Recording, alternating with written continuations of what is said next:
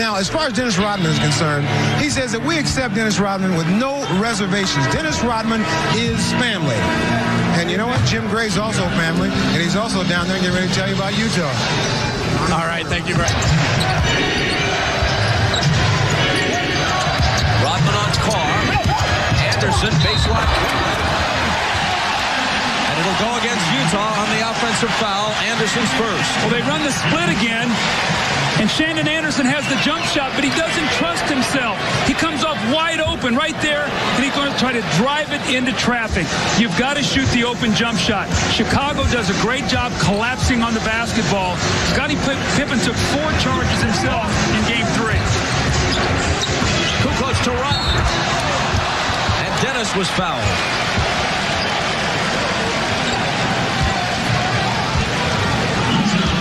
Going out.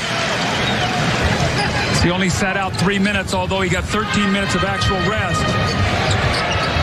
Kerr open for 3. Jordan runs it down. Chris Morris down in the middle of the floor. Morris. When Jordan went up for that offensive rebound, I think he caught Morris in the eye with his hand.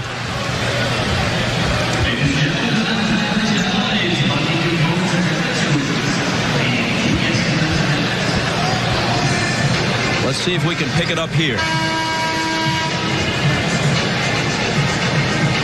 Okay, Dennis Rodman, here's his left hand now.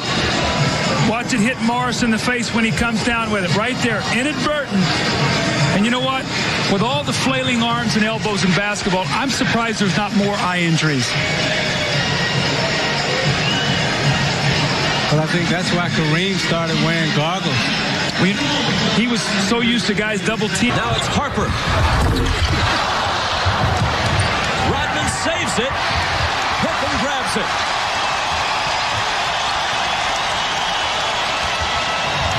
Michael. Over Anderson, who blocks it on him. Pippen picks it up. Shandon Anderson with the block on Michael Jordan. Pippen's turnaround. Misses it badly. It comes to Michael. Trouble, as you know. So you watch the big man working the boards, Dennis Rodman.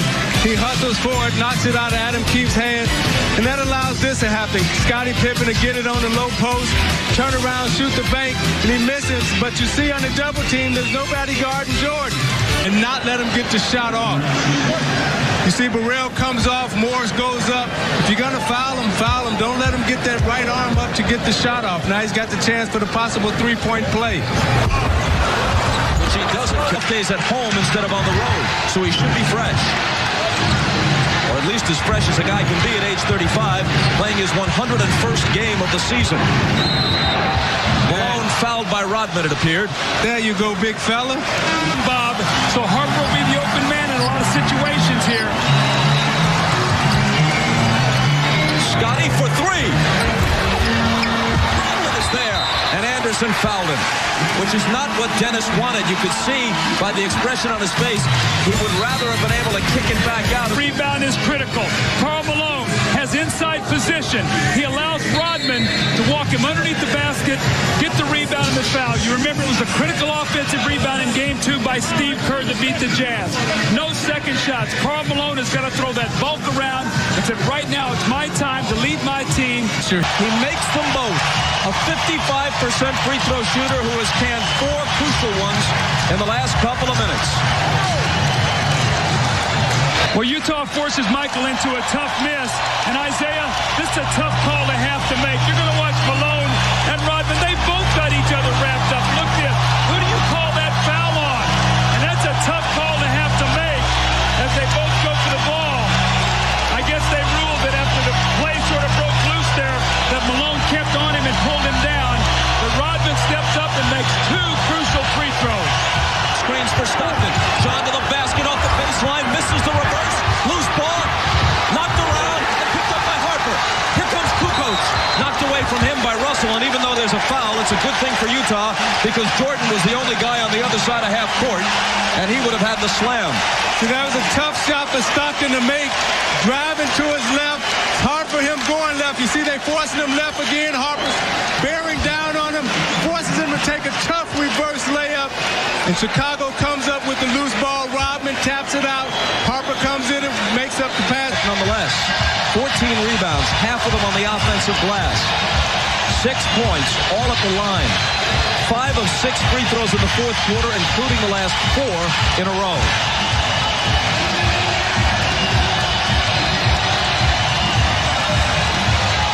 But you know, Isaiah, what did you tell me during that timeout? You know what? You said, I've never seen Rodman when I played with him go to the line and miss those free throws. You said, Lambeer maybe missed some.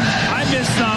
He said he always made those free throws when it counted. You know, the two guys who made clutch free throws for us whenever the pressure was on in big games was Dennis Rodman and John Salley. And I've seen Rodman perform under every type of pressure situation. He's never come up short. Defensively, he's guarded the Magic Johnsons. He's guarded the Larry Birds. You see what he's done to Karl Malone in this series. He's just totally shut him down.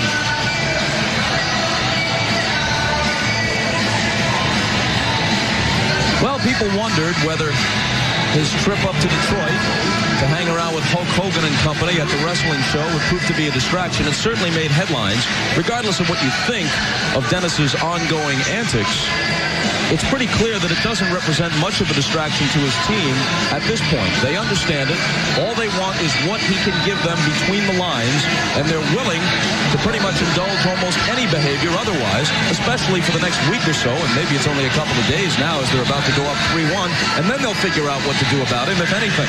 You know, Bob, I think what happened is before the Bulls got Dennis Rodman, they brought him in, and that was discussed. And Michael Jordan and Scotty and Phil all talked about it, and they said, look, there's going to be 2 sets of rules here. Dennis is going to maybe go to a different drummer, but when he plays, he's going to play hard. Can we live with that? Can we live with all the other things that goes on? And the answer is that Chicago looks like they're going to win their 3rd straight championship with Dennis Rodman unless Utah can pull out a miracle and win 3 straight games. You know, Rodman is a free spirit. Dennis, tell us about those 4 big free throws. Not the guy who usually wants the ball in that situation. You know, I have a bum hand. I got some ligament damage in my thumb, but what the hell, you know, this is all about putting your balls on the line and shoot the basketball, you know. So I did it. I think it's just due because all the things that have been happening to me the last couple of days. But you do recognize what a catastrophic mistake you made and the disrespect that you showed to your team, don't you? I don't think it was a mistake. I think, you know, my team apology, but people like the media and the TV people here make it more than what it was. And, you know, it wasn't all about that. You know, I didn't do that to embarrass my team and try to get any spotlight here. I can do that any day. How have you managed to shut Karl Malone down again? You just held him to 1 basket there, and it was right there at the end in the 4th quarter. That's what I just said. I can't believe out of all basket in the world, he shoot this 3. And, you know, I think like I said, I'm more mobile. My agility is a lot better than Luke Longley. He can do anything he wants on Luke, but against me, he can't because I got too much heart for him to beat me down there. You going wrestling tomorrow? I'm not wrestling tomorrow. I'm going to go out and have a good time. All right. You can't be afraid to face the reality of not winning. It didn't faze me at all. I wasn't nervous. I wasn't jittery. You got to go out there and do the job. In the air. Rodman's free throws had sealed Game 4.